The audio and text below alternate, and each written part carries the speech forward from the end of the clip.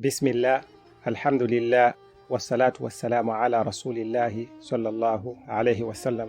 Ku mulundi ogwayita twalaba nti omuzadde yali talina budde olw'ensonga nti twali abaana bangi nnyo nga tukula. Naye ffe ate we tukulidde aye ne gye tutambulidde waliwo tuba n'ebiseera ate era abaana be tuzaala batono. Kati ne weesanga nga osobola okutuula n'osomera omwana oba abaana babiri, Allah tabaraka wa ta'ala akugazirizza olina obudde obutuula n'olowooza. Naye mu kifo ky'okusomera abaana abo ebitabo eby'abasajja bye tutamanyi, lwaki tetubasomera ebyafaayo by'omubaka alayhi salatu wassalaam, omwana afune ebiroozo ebirungi ng'azuukuse, afune ebirooto ebirungi nga yeebase, amanyiire okuva mu buto bwe okuloota obulungi. Ebyafaayo by'omubaka alayhi salatu wassalaam tubibasomere. Bwe tuva ku ebyo tubasomere ebyafaayo by'abattabi'uuna, ku byafaayo by'abattabi'u tabi'uuna, ebyafaayo by'abattabi'u tabi'u tabi'uuna, ate tubasomere abaana abawala, tubasomere ebyafaayo by'abamaama b'abakkiriza, ebyafaayo by'abasuhaba n'ebyabasuhabiyaati, basobole okutegeera roolo zaabwe. Era ekyo tukiteeke mu nkola insha Allah. Omugaso omulala ogw'okusoma siira kweko okusoma omusomo ogusinga mu kiseera ekisinga obulungi emirundi 3. Tusomera ddala ku musajja asinga obulungi n'ebbeeyi nga ye mubaka alayhi salatu wassalaam, ne tusoma ku biseera ebisinga obulungi mu biseera byonna paka ku lunaku lw'enkomerero. Omubaka alayhi salatu wassalaam atugamba ati ana sayyidu waladi Adama, nga seewaana abwewaanye era nze mukulembeze w'abaana ba taata wange Adamu, taata waffe Adamu. Awo tukijja n'agamba nti seewaana bwewaanye. Yatugamba nti omulembe ogusinga gwe mulembe gwange, ate omulembe oguddako gwego okudda mu bigere byange, ate era omulembe ogusinga gwe gwabo abagenda okudda mu badda mu bigere byange. Ebifo ebisinga obulungi kyekifo ky'e Makka n'ekifo ky'e Madiina mu nsi yonna okuva ensi lwe yatandika paka Allah tabaraka wa ta'ala lwaligizingako. Oyagala toyagala.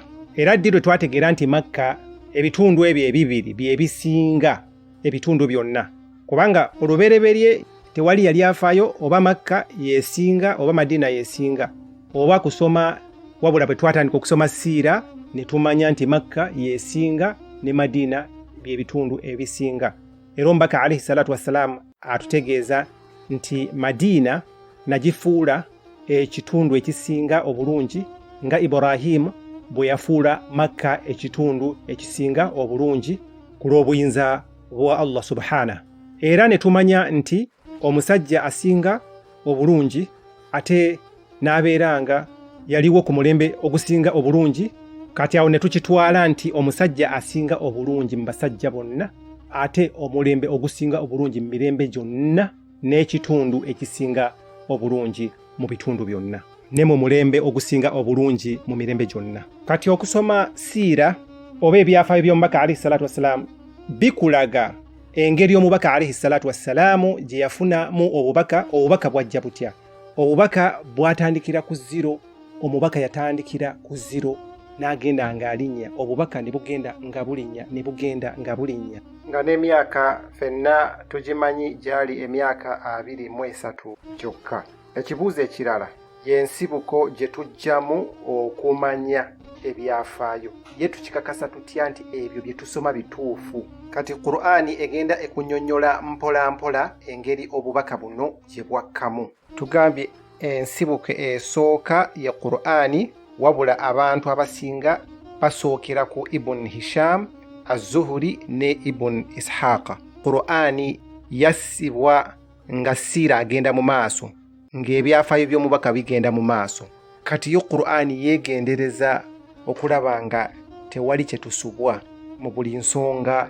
Kyova olaba nga Qur'ani ewandiika ereeta buli kanyomero n'ereeta buli bujulizi nga eteeka omubaka mu bukuumi bwa Allah tabaraka wa ta'ala.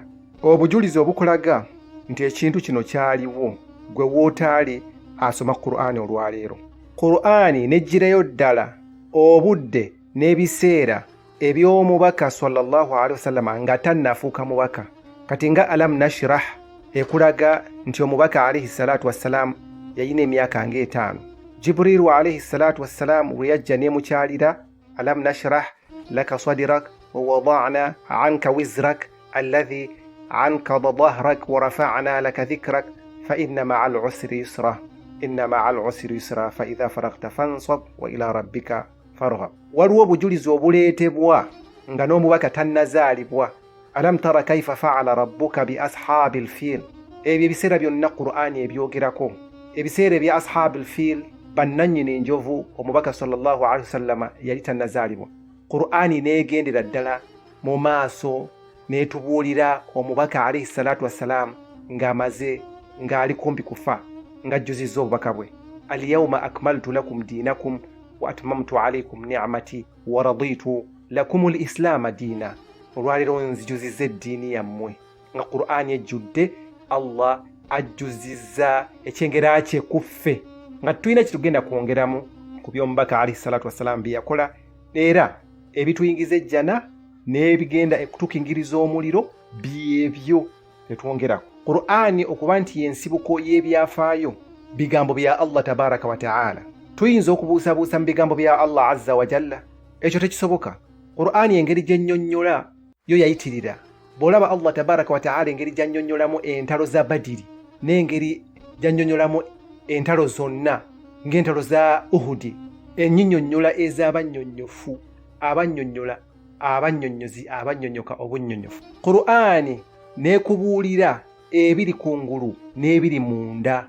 Bannahistory bwe baba batubuulira biri kungulu, naye Allah akubuulira ebyali mu mitima gy'abannanfuusa ekiseera ekyo. Ani yali bikubuulidde?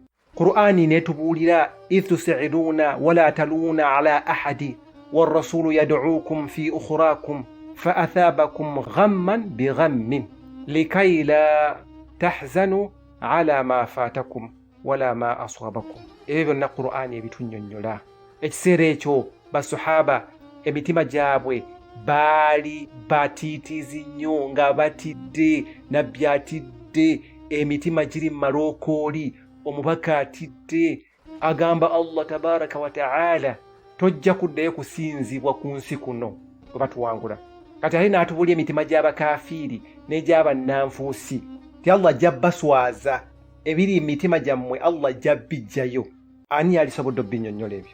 Olaba amanyi ga Allah, n'olaba obulungi bwa Allah, n'olaba okunnyonnyola kwa Allah tabaraka wa ta'ala okw'omunda, n'olabira ddala nga mu butuufu awatali Qur'ani tewali badde kyafaayo kyo. Kirwa okubitegeera sitwali bitegedde na bitegeera, kubanga Allah tabaraka wa ta'ala agamba omubaka alayhi salatu wassalam idh taqulu lilmu'minina alan yakfiyakum an yumiddakum rabbukum bi 3,000 min almalaikati munzalin. Allah tabaraka wa ta'ala agamba omubaka temufaayo tujja bayamba, tujja baweereza bamalayika 3,000. baali bakyali awo, Allah n'abagumya. mulabe mutya Allah tabaraka wa ta'ala bwe mba mugumiikiriza babaweereza bamalayika 5,000.